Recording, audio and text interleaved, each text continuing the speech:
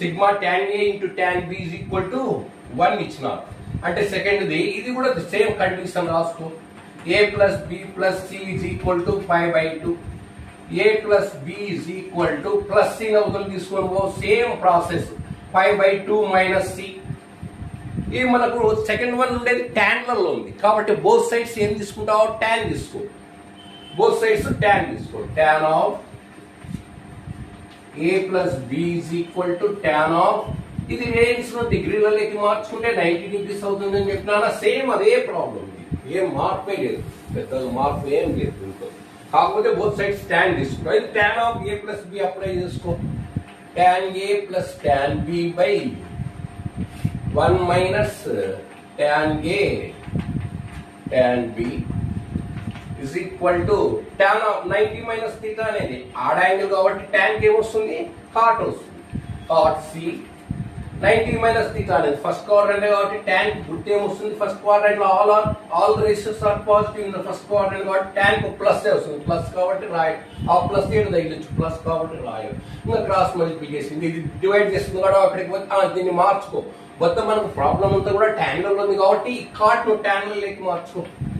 tan A plus tan B by 1 minus tan A into tan B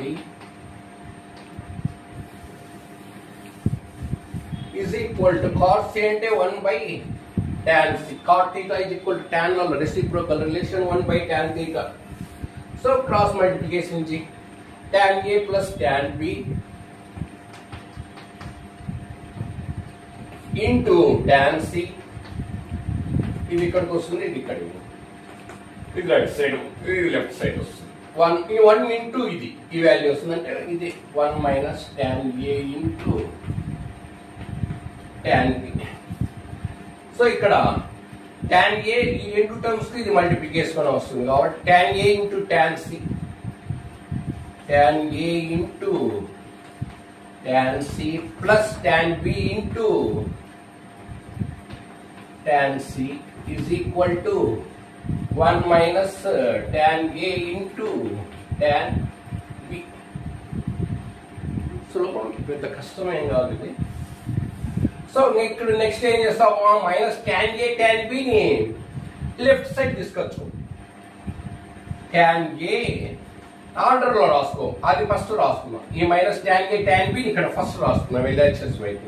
tan A minus tan A tan B left సైడ్కి వస్తే ఏమవుతుంది, plus అవుతుంది. Minus ఉండే పదము plus అయిపోతుంది.